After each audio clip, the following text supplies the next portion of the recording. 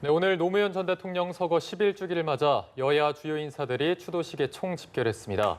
한편 미래통합당은 김종인 비대위 출범을 최종 결정했습니다. 네, 전문가와 함께 관련 내용 짚어보겠습니다. 배종호 세한대 교수, 장성호 건국대 행정대학원장 나오셨습니다. 어서 오십시오. 네, 안녕하세요. 네, 안녕하십니까.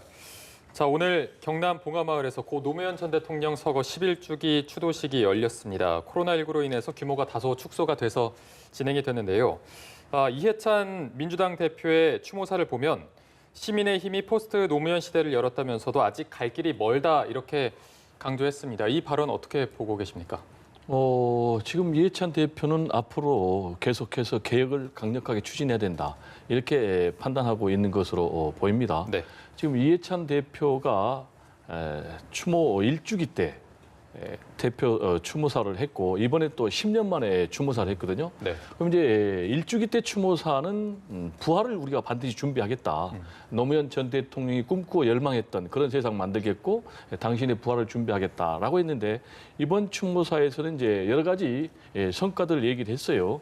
뭐냐면은 이제 촛불혁명을 통해서 박근혜 전 대통령이 탄핵이 됐고 또 그로 인해서 문재인 정부가 출범했고 그리고 지방선거 승리를 통해서 지역주의도 어느 정도 해소가 됐고 또 총선 승리까지 했다. 그렇지만 그럼에도 불구하고 앞으로 개혁은 계속돼야 된다라는 것을 말씀하신 대로 강조를 했거든요. 그러면서 이제 개혁이 상당 부분 실현된 부분과 또 앞으로 해야 될 부분을 좀 나눠서 얘기를 했는데 실현된 부분은 노무현 전 대통령이 강조했던 깨어있는 시민, 이 부분 이제 상당 부분 성과가 있었다. 그리고 권위주의 청산, 이 부분도 성과가 좀 있었고, 네. 그리고 국가의 균형 발전, 이 부분도 성과가 있었고, 거대 수구 언론을 좀 상당히 타파하는데 이 부분도 개혁의 성과가 있었다. 그렇지만은 남북 화해의 문제, 또 그리고 지역의 여러 가지 이제 차별 문제, 특히 이제 불평등 문제, 이 부분은 해야 되고. 본인이 이제 직접 언급 안 했지만은 검찰 개혁 문제도 본인은 앞으로 강력하게 추진해 나가야 된다 이런 생각을 갖고 있는 것 같습니다. 네, 앞으로의 개혁을 계속해서 강조하겠다라는 뜻이라고 말씀해 주셨는데 또 언급을 보면 민주당을 향한 검은 그림자를 또 언급을 하기도 했습니다. 저희가 이 부분은 직접 발언을 들어보고 이어서 대담해서 나눠보도록 하겠습니다. 대통령님이 황망하게 우리 곁을 떠나신 뒤에도 그 뒤를 이은 노무현 재단과 민주당을 향한 검은 그림자는 좀처럼 거치지 않습니다. 많은 사람들이 모함을 받고 공작이 대상이 되곤 했습니다. 지금도 그 검은 그림자는 여전히 어른거리고 있습니다. 끝이 없습니다. 참말로 징합니다. 하지만 저희는 굴하지 않고 꿋꿋하게 나아가겠습니다. 네, 민주당을 향한 검은 그림자 끝이 없고 참말로 징하다 이런 표현까지 써가면서 발언을 했습니다. 이거는 어떤 의미로 보고 계십니까? 글쎄 이제 징하다는 표현을 이제 썼는데 네. 상당히 어떻게 보면 이제 소고고 사투리이지 않습니까? 그럼에도 불구하고 그런 표현을 씀으로써 여러 가지 민주당의 지지층이 쉽게 이거에 대해서 이해할 수 있는 그런 표현을 쓴 것이 아닌가. 여러 가지가 있습니다. 물론 뭐 어두운 그림자가 참으로 징하다고 이렇게 표현까지 했는데 모함과 공작 그리고 정쟁 이런 것을 뜻하지 않았을까 이렇게 싶고 노무현 대통령이 서거한 것도 마찬가지로 11년 전에 검찰 수사를 받고 난 다음에 그 직후에 서거를 하지 않았습니까? 이런 것들을 1차적으로 겨냥했다고 보고 검찰 조사가 과했다. 이런 측면에서 지금 민주당 대표로서 이야기를 한 것이 아닌가 이렇게 생각이 들고 그 후에도 뭐 정쟁이라는 것은 여당과 야당 그리고 뭐 예를 들어 보수와 진보 사이에 치열하게 서로 이념적인 논쟁도 있었고 그리고 소위 말해서 우리가 정쟁이라고 얘기하는 것들을 정치의 사법화 과정에서 정치권에서 해결을 못하고 이것이 사법적인 그런 측면을 해서 검찰 고발로 뭐 무조건 가지 않습니까? 최근에 그런 것들을 언급한 것이 아닌가. 특히 뭐 조국 전 법무장관 사태라든가 그리고 김경수 경남지사 건 이런 것들을 한국당에서 어떤 검찰 이슈가 나오면 이것이 야당에서 이거에 대해서 또다시 검찰 고발을 하고 물론 뭐 민주당, 여당도 야당에 대해서 검찰 고발하는 이런 현상이 지금 뭐 여당과 야당 통틀어 저는 비일비재하다고 봅니다. 그렇기 때문에 이해찬 대표 입장에서는 민주당이 개혁을 열심히 추진하는 과정에서 야당이라든가 이런 데서 일정 부분 발목을 잡고 있는 것 이런 것들을 이제 지적한 것이라고 이제 생각이 드는데 네. 그것은 어차피 검찰과 재판의 결과 우리가 이제 삼권 분립의 나라 아니겠습니까? 그렇기 때문에 정당의 대표가 저렇게 얘기를 한다고 할지라도 우리는 엄연한 삼권 분립의 국가이기 때문에 이것이 정치권에서 검찰로 고발이 되고 검찰이 재판 기소를 한다면 그것은 엄연히 법정에서 이것이 잘잘못을 가려져야 되기 때문에 지금 이해찬 대표가 얘기하는 이런 것들, 어두운 그림자 이런 것들은 우리가 정치가 이제는 서로 모함이라든가 공작 정치라든가 이런 것들을 해서는 안 된다는 원론적인 선언이라고 봅니다. 예. 이제 좀 첨언을 하면은 기본적으로 민주당에서는 고 노무현 전 대통령 같은 경우에 대표적인 검찰의 표적 수사, 정치 보복의 희생양이 됐다라고 판단하고 있고요. 지금 이제 더 나아가서 조국 사태에서도 검찰의 과도한 그러니까 구체적으로 얘기하면 이제 검찰 개혁을 방해하기 위한 검찰의 조직적인 저항이다 이렇게 보고 있는 것 같고요. 네.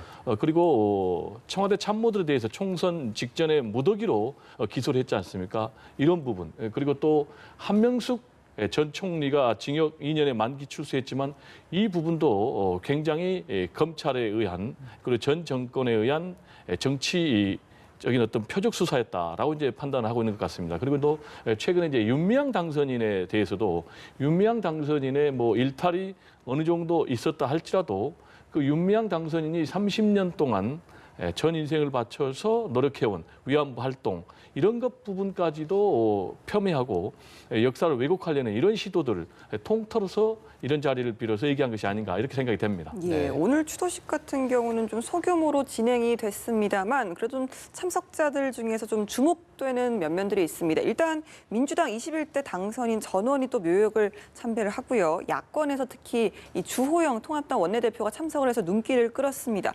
통합당 계열 지도부가 이제 참석을 했던 게 4년 만이더라고요. 그렇습니다. 말씀하신 대로 마지막으로 이제 정진석 원내대표, 그 전에 이제 김무성 대표 같은 경우에 참석을 했어요. 그리고 이제 황교안 전 대표 그리고 홍준표 전 대표는 참석을 안 했고 뭐 조화를 보내거나 따로 이제 참배하거나 이런 적은 있었죠. 네. 이번에 이제 통합당 당 대표 차원으로는 주호영 원내대표가 4년 만에 참석을 했는데 굉장히 제가 볼 때는 잘한 것이라고 보고요. 또 이제 통합당 입장에서도 뭔가 달라진 모습. 네. 과거 이제 통합당 하면은 상당히 일반 국민들의 정서와는 좀 거리가 있는 특히 이제 극우 아스팔트 강성 보수에 의해서 휘둘리는 그런 정당. 그러다 보니까 이제 합리적 보수 또 개혁적 보수하고는 상당히 거리가 있지 않느냐. 그래서 이제 주호영 원내대표가 신임 이제 원내대표로 취임하면서 첫 방문 일정이 이제 5.18 광주 민주화 항쟁 이제 기념식이 갔지 않습니까? 그리고 또 이번에 노무현 전 대통령 11주기 추모식에 참석을 했는데 이런 부분 이제 굉장히 잘한 것 같고요. 특히 이제 네네. 통합당에서 대변인 논평을 통해서도 노무현 전 대통령의 정신을 오늘의 청년들이 좀 귀감으로 좀 받아들여야 된다라는 이제 메시지까지 내놨는데 이런 부분은 이제 굉장히 잘한 것 같고 또 이렇게 변화하지 않으면은 중도층의 민심을 통합당이 잡을 수가 없어요. 다만 이제 주호영 원내대표가 이 메시지를 던지면서 국민통합 차원에서 이명박 박근혜 전 두 대통령의 이제 사면까지 얘기를 했는데 이제 이 부분에 대해서는 상당히 이제 설왕설래 좀 말이 많을 것 같아요. 그래서 최근에 이런 행보들이 단순히 현재 통합당이 공경에 처했기 때문에 이런 공경에 처하기 위한 그런 행보로만 하면 안 되고 정말로 국민들이 느낄 때 통합당이 이제는 진정으로 변화하려는 그런 모습이 있구나라는 진정성이 전달될 수 있도록 계속해서 행동을 좀 또 특히 노력을 해야 된다. 이런 얘기를 좀 강조를 하고 싶습니다. 네. 이제 저는 뭐 지난번에 주호영 원내대표가 취임한 후에 5.18 기념식도 갔고 오늘 노무현 추도식, 전 대통령 추도식에도 참석을 해서 역사 공유 인식 이런 측면은 상당히 긍정적인 면이고 정치의 목적은 통합 아니겠습니까? 통합과 화해 그리고 정치인들이 미래로 나아가는 그런 아젠다를 제시하는 것이 정치의 목적인데 그런 측면에서 상당히 긍정적인 면이고 이제는 통합당 보수 정당이 전국적인 정당의 어떤 그 모습을 갖추기 위해서 시동을 걸었지 않았나 이렇게 생각이 들고 앞으로 정당이라는 것은 미국식 정당으로 갈 수밖에 없지 않을까 이렇게 생각이 듭니다. 미국의 공화민주당이 같은 보수적인 가치를 갖고 경쟁하지만 그 내부에 들어가 보면은 이념과 정책, 뭐 성이라든가 무기라든가 이런 뭐 젠더라든가 이런 것들을 통해서 이념적 정향을 발휘하고 있지 않습니까? 그렇기 때문에 이제는 광주 문제라든가 이런 것들은 과거의 정치에서 우리가 역사적인 문제로 맡기고 그리고 우리 정당은 현실적으로 우리 국민들이 어떻게 앞으로 미래로 나갈 것인가. 그러기 위해서는 통합적인 관점이 상당히 필요하지 않습니까? 이런 면에서 봤을 때 현재 그 주호영 원내대표의 이런 행보 상당히 긍정적이라고 봅니다. 네. 근데 이제 과거의 정치 또 역사의 문제에 맡기자는 건 좀 전 동의할 수 없고요. 네. 이거는 이미 역사적으로 우리가 확인이 된 부분이거든요. 그런데 이런 부분을 계속해서 부정을 해왔거든요. 5.18 망언 관련해서 계속해서 5.18을 부정을 하고 탄핵을 부정하고 이런 부분은 반드시 고쳐야 된다.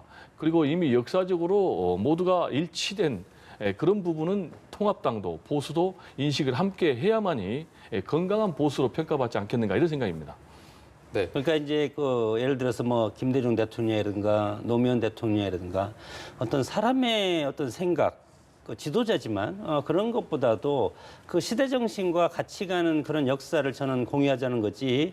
과거에 어떤 뭐 예를 들어서 5.18 때 전두환 군부가 어떻게 했다는 것 그런 것들은 역사적 팩트가 나타나면 그것은 사법적 질서에 따라서 처리해야 되는 것이 법치주의 국가의 기본 아니겠습니까? 그렇기 때문에 제가 말씀드리는 것은 지도자들의 어떤 개인적인 생각이라고 생각보다도 오히려 시대 정신을 관통할 수 있고 여당과 야당이 모두가 공유할 수 있는 그런 어떤 가치들을 우리가 같이 이것들을 어레인지해서 이것을 이제 역사의 표본으로 만들어 가자는 뜻입니다. 네, 배 교수께서 앞서 좀 언급을 해주셨지만 주 원내대표가 이명박 박근혜 전 대통령이 사면을 어제 또 언급을 했습니다.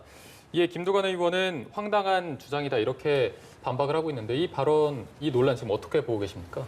뭐 양쪽 말이 맞고 어떻게 보면은 저는 주호영 원내대표의 저런 말도 먼저 이전에 문희상 국회의장께서 사면을 언급을 했지 않습니까? 네네. 물론 그 사적으로 붙여가지고 문재인 대통령은 제가 아는데 사면을 하지는 못할 가능성이 있다. 이렇게 이제 전제를 깔고 그럼에도 불구하고 통합의 정치를 위해서는 사면을 해야 된다. 이렇게 생각을 이제 페이스북에 올렸는데 우리 정치를 보면은 두 가지 어떻게 보면 이제 패단이 있습니다. 하나는 보수주의 정치 그리고 하나는 거기에 따라다니는 지역주의 정치. 경상도, 전라도, 충청도 이런 어떤 정치적인 구도가 오늘의 어떤 이 분열의 정치를 만들었다고 보고 그 진영의 대표로 나온 분이 정당을 만들고 그리고 그 정당에서 대통령이 나오고 그리고 대통령이 바뀌면 또다시 어떤 보복의 정치라든가 이런 것들이 물론 대통령의 비리에서부터 나오는 것일 수도 있지만 우리 헌법상 제왕적 대통령제 구조를 가지고 있기 때문에 여기에 엮일 수밖에 없는 그런 어떤 헌법적인 함정이 있다고 봅니다. 그래서 이제는 지역주의와 보수주의 정치를 이제 끝내야 할 시점이다. 끝내기 위해서는 역사적 화해를 할 필요가 있고 노무현 대통령이 반칙 없는 세상과 사람 사는 세상을 지금 주장을 했고 평소에도 마찬가지로 제가 대통령 되기 전에는 뭐 정치적으로는 같이 하지 않았지만 개인적으로 상당히 오랫동안 저도 친분을 갖고 노무현 전 대통령을 지켜봤는데 그때 보면 그렇습니다. 물론 뭐 식당에 가서 막걸리를 마시면서 본인의 평생의 업은 부산에 가서 민주당 깃발을 꽂고 국회의원 한번 해보는 것이다. 그만큼 지역주의 해소를 위해서 상당히 노력한 것이 지금의 우리 국민들이 인정을 하는 것 아니겠습니까? 마찬가지로 정치는 화해라고 봅니다. 그래서 물론 박근혜 전 대통령 탄핵 당했고 지금 재판 중이고 이명박 전 대통령도 마찬가지지만 이분들이 어쨌건 사법적으로 재판 절차가 끝나면 그다음에는 현 대통령이 뭐 사면권이라든가 이런 것들이 있고 과거에도 그런 역사가 있지 않습니까? 그렇기 때문에 전향적으로 저는 이것에 대해서 현 정부가 전향적으로 해서 지역과 세대가 서로 합치는 그런 모습을 보이는 것이 좋지 않을까 이렇게 판단을 합니다. 아직은 또 재판 중이기 때문에 좀 글쎄요, 좀 성급하다는 의견도 있지만 계속해서 좀 사면 논란과 관련해서 공방이 또 불이 또 붙었다는 점도 좀 짚어봐야겠습니다. 통합당 이야기로 좀 넘어가 볼까요? 김종인 전 선대위원장이 내년 재보궐선거, 그러니까 4월 7일까지죠? 예, 비대위원장직을 맡기로 했습니다. 기존에 좀 김 위원장이 좀 요구를 했던 임기보다 조금 더 길어진 면이 좀 있는데 네. 글쎄 어느 정도 임기 기간으로만 봐도 일단은 통합당에서 전권을 맡겼다 이렇게도 좀 연관지어서 이해할 수 있는 겁니까? 네, 그렇게 해석할 수밖에 없죠. 4월 7일이 언제냐면은 내년 4월 재보선일이거든요. 예. 그럼 이제 그때까지 하기로 했다는 것은 사실상 내년 재보궐 선거, 네. 내년 재보궐 선거에 공천권을 주겠다는 얘기거든요. 네네. 그리고 말씀하신 대로 기간이 뭐 석 달짜리는 안 받겠다. 그런데 예. 엄청 늘어났기 때문에 사실상 정권을 준 거라고 봐야 돼요. 그리고 또 내년 재보궐 선거에서 승리해서 좋은 성과를 내면은 앞으로 또 다른 또 선택의 기회까지도 담겨 있기 때문에 정권을 줬다고 보고 다만 이제 김종인 비대위원장 체제가 최선은 아니고 어쩔 수 없는 현실, 즉 구체적으로 얘기를 하면은 지금 전당대회를 할 수 없는 통합당의 어려운 형편에서 그리고 최선은 아니지만 차선을 택한 그런 문제이기 때문에 또 김종인 비대위원장이 이제 앞으로 상임 전국위에서 어쨌든 간에 당헌이 이제 개정이 돼야 되지 않습니까? 8월 31일까지 돼 있는 부분을 개정을 해야 되는데 이 부분이 이제 통과된다 할지라도 본인이 강력한 당내 기반이나 세력이 없는 그런 상황. 그리고 또 본인이 뭐 박근혜 전 대통령처럼 강력한 대권 주자가 아닌 상황에서 과연 순항을 할 수 있을지 성과를 낼 수 있을지는 이제 여전히 미지수고요. 네네. 그리고 이제 제가 이명박 박근혜 전 대통령의 사면과 관련해서 이거 굉장히 중요한 문제이기 때문에 좀 언급하면 저는 지금 시기상으로는 반대입니다. 왜냐하면 현행 우리 법상 사면을 하려면은 재판이 다 끝나야 돼요. 대법원에서 형이 확정 판결이 나야 되는데 지금 이제 박근혜 전 대통령도 그렇고 이명박 전 대통령도 그렇고 현재 재판이 진행 중이기 때문에 이 사면은 대통령의 고유 권한이지만 대통령이 법을 위반해서 할 수는 없는 거예요. 그러니까 할 수가 없다라는 얘기를 먼저 하고 싶고요. 두 번째로는 지금 이제 사면을 하자라는 그런 명분은 국민 대통합으로 가자. 라는 이제 그런 명분을 가지고 하는데 사면을 하기 위해서는 이명박 박근혜 두 전 대통령이 자신의 잘못을 인정을 하고 처절하게 반성을 해야 되는데 지금 이명박 박근혜 두 전 대통령 전혀 나는 잘못 없다. 특히 이제 박근혜 전 대통령 같은 경우는 나는 이론도 내가 안 받았다라면서 자신의 지금 혐의를 다 부인을 하고 있거든요. 여기에 이제 특히 태극기 부대 같은 경우는 뭐 탄핵 음모론까지 얘기하고 있는 이런 상황에서 과연 문재인 대통령이 탄핵을 할 수 있는 건지 이 탄핵이라는 건 이제 고도의 정치적인 행위거든요. 이 사면이라는 거는 그럼 이 사면을 하려면은 최소한 국민적인 정서가 여기에 동의를 해야 되고 국민적 합의가 있어야 되는 거예요. 네네. 대통령이라 해서 마음껏 할 수가 없는 그런 상황이에요. 네. 그리고 이미 이제 우리가 전두환 전 대통령 같은 경우에 김대중 전 대통령이 굉장히 좋은 뜻으로 지역화합 그리고 또 화해 차원에서 사면을 하고 또 복권해 줬음에도 불구하고 여전히 나는 뭐 전혀 잘못 없다는 그런 뻔뻔한 태도를 보고 있으니까 오히려 이게 지금 국민 통합으로 가는 것이 아니고 지금 국민 분열로 가고 있다. 네. 그래서 지금 상황에서 사면은 상당히 좀 성급하다. 그리고 환경이 조성돼야만이 가능한 문제다. 특히 당사자들의 반성이 있어야 된다라는 얘기를 좀 강조를 하고 싶습니다. 네, 저희가 김종인 비대위 얘기를 계속해서 이어가 보도록 하겠습니다. 김종인 위원장 같은 경우에 애초에 그 차기 대선과 관련해서 40대 기수론을 내걸었는데 최근에 또 인터뷰를 보면은 인물이 없는데 억지로 뭐 끌고 가지는 않겠다 이렇게 조금 속도 조절에 나선 모습입니다. 장 교수께서는 지금 김종인 표 앞으로의 청사진 어떻게 보고 계십니까? 다행이라고 생각합니다. 뭐 40대 기술은 못 살겠다 갈아보자. 지난 총선의 이슈를 60년대 선거 캐치프레이즈를 지금 들고 나오셨었는데 60년대에는 40대 기술론이 먹힐 수 있을 정도로 수명이 상당히 짧았고 네. 그리고 40대, 50대가 거의 핵심적인 역할을 사회를 끌고 가는 그런 세력이었는데 지금은 오히려 의학의 발달해서 평균 수명이 상당히 늘어나서 100세 시대를 지금 생각하고 있지 않습니까? 그렇기 때문에 아직 내년 1년, 내년 봄까지 40대 기준, 40대에서 후보를 찾는다는 것은 지금 통합당 입장에서는 내년 봄까지 총선 참패를 한 정당으로서 그리고 박근혜 전 대통령 탄핵을 당한 정당으로서 정당을 창조적 파괴하는 그런 시간도 사실 부족하기 때문에 일단은 집을 만들어 놓고 그다음에 그 집과 정신에 맞는 후보자를 고르는 것이 옳지 않겠습니까? 그렇기 때문에 아직은 40대 기수로는 통합당 그리고 우리 시대에서 사실은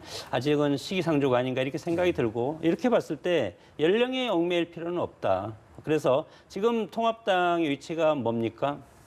지금 지난 4번의 선거에서 민주당한테 참패하지 않았습니까? 그렇기 때문에 이번에 재건을 할 수 없다면 이제 보수 정당은 문을 닫을 그럴 처지에 놓여 있기 때문에 의원 전체가 지금 위기감에 휩싸였다고 보고 만약에 다음 대선에서 또다시 참패를 한다면 더 이상 보수 정당의 구심점은 민주당으로 넘어갈 가능성이 상당히 크다. 중도 표심 자체가 민주당 넘어가면 보수 정당은 문을 닫아야 될 것 아니겠습니까? 그렇기 때문에 상당히 위기감이 들고 첫 번째는 저는 뭐 김종인 비대위 애초에 출범한다고 할 때부터 상당히 찬성을 했고 내부적인 자각론은 힘을 쓸 수가 없고 무에서 유를 창조하는 정당을 새로운 어떤 좌표를 세워서 새로운 정당을 만들어내는 것은 외부인이 할 수밖에 없다. 그렇기 네. 때문에 적당하다고 보고 그리고 두 번째는 정당의 목표는 정권 획득 아니겠습니까? 그런 새로운 집을 져가면서 유력 주자를 만들어내는 겁니다. 시대 정신에 맞는. 거기에서 40대가 무슨 중요합니까? 40대 나이보다는 오히려 시대적 아젠다를 끌고 갈 수 있는 이미지, 전문가, 그리고 TK 출신뿐만 아니고 충청이라든가 수도권 출신, 지금 무소속이지만 윤상현 의원 같은 경우 이런 분들 저는 상당히 당에서 새로운 모습으로 이렇게 만들어 놓으면 네. 보수 정당을 대표할 수 있는 그런 주자도 될 수 있다. 그렇게 네. 생각을 하기 때문에 앞으로 김종인 비대위원장 저는 만만치 않다고 봅니다. 그렇기 때문에 민주당도 여기에 대해서 상당히 지금 신경을 곤두세울 가능성도 있고 앞으로 정말 통합당이 새로운 모습으로 창조적 파괴를 할 수 있고 여기에서 인적 쇄신은 이제 더 이상 할 수 있는 것이 없다고 봅니다. 왜냐하면 이미 참패를 했기 때문에 네. 그래서 내년 재보궐선거 몇 석이 나올지는 모르지만 그것보다 중요한 것은 시대 정신에 맞는 그런 정당으로서 새로운 집을 만드는 것이 중요하고 네. 그 중에 그다음에 대선 주자를 만드는 것이 차순위라고 봅니다. 예, 통합당은 일단 한국당과의 합당 문제가 굉장히 좀 논란이었습니다. 21대 국회 개원 전에 합당을 하느냐 이 부분이 좀 뜨거웠는데 현실적으로 쉽지 않다라고 하다가 갑자기 또 방향을 틀었어요. 한국당에서. 배경은 좀 어떤 거라고 보십니까? 일종의 백기투항이죠. 원희철 대표 굉장히 좋지 않은 모습을 보였어요. 합당한다고 해놓고 실제 행보를 보면은 계속해서 합당을 연기하려는 그런 모습을 보여줬지 않습니까? 그래서 이제 심지어 정책의장 같은 경우는 9월 달 이전까지도 어렵겠다라는 그런 얘기를 했고 또 원희철 대표 같은 경우는 5월 29일 날로 돼 있는 임기를 연장하려고 했지 않습니까? 그런데 결국은 이제 당선인들이 지금 이게 무슨 행위냐, 빨리 합당을 해라. 라고 나오고 있고 또 사무처 직원들도 보이콧을 해버리니까 결국 이제 백기투항한 것으로 보여지는데요. 이런 이제 꼼수 정치, 사심 정치는 굉장히 잘못된 거고요. 즉각적으로 통합을 하는 게 맞습니다. 합당을 하는 게 맞습니다. 이미 지금 민주당 같은 경우에 시민당하고 즉각적으로 합당을 완료했지 않습니까? 이런 식으로 계속해서 지금 통합당과 그리고 미래한국당이 계속해서 통합을 지지부진하게 끌고 간다면은 네. 국민들로부터 여전히 통합당 보수 세력은 아직도 정신을 차리지 못했구나라는 그런 따끔한 질책을 받을 가능성이 높다고 봅니다. 장 교수님께서는 좀 급한 입장 선의 배경 어떤 거라고 보세요? 명분을 선택했다고 봅니다. 명분. 지금 민주당이 물론 지금 준연동형 비례대표제에서 위성정당이 양쪽에 만들어서 결국은 선거법 개정의 취지가 완전히 훼손되지 않았습니까? 그래서 그럼에도 불구하고 집권 여당이 지난 5월 13일 날 양당 합당을 최고위에서 결의를 했기 때문에 야당, 제1야당도 마찬가지로 지금 84석 가지고는 어떻게 힘을 쓸 수 있는 구조가 아니지 않습니까? 그렇기 네. 때문에 최소한 100석이라는 그런 상징성을 가지고 있어야만이 국민들이 그래도 100석이면 개헌을 저지할 수 있는 제1야당으로 보이기 때문에 네. 그리고 지금 또 마침 지금 김종인 비대위원장이 이제 결정이 돼서 단일 대우로 갈 수 있는 그런 여건이 형성이 돼서 지금 애초에 여러 가지 생각이 많았을 겁니다. 만약에 뭐 하면 상임위원장도 한석 받고 그리고 공수처 위원 한 명 추천 이런 것까지 이제 노렸을 가능성도 있는데 그것보다도 깔끔하게 그냥 명분을 쫓아가자. 그런 다음에 이제 뭐 내세울 게 있지 않습니까? 선거법 개정하자. 초연동의 비례대표제를 없애고 원래대로 하든지 또 다른 합리적인 선거법으로 만들자 이런 명분을 선택했다고 봅니다. 네, 알겠습니다. 저희가 오늘 말씀은 여기까지 듣도록 하겠습니다. 지금까지 배종호 세한대 교수, 장성호 건국대 행정대학원장 두 분과 함께했습니다. 오늘 고맙습니다. 네, 감사합니다.